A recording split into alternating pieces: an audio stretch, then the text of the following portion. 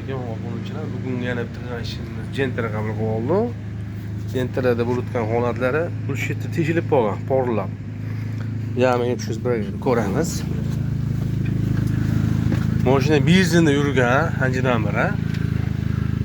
Mana bunaqa joy teshilib qolibdi deb aytgan ekanlar. Yo'q, mana teshilgan joylar benzinda.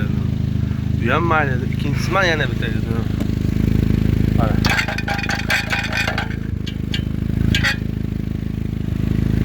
Benzinda ko'pchilikda bu. Maydan teshilgan.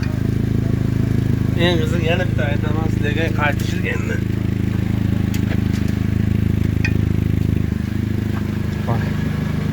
Olchasdan ekan.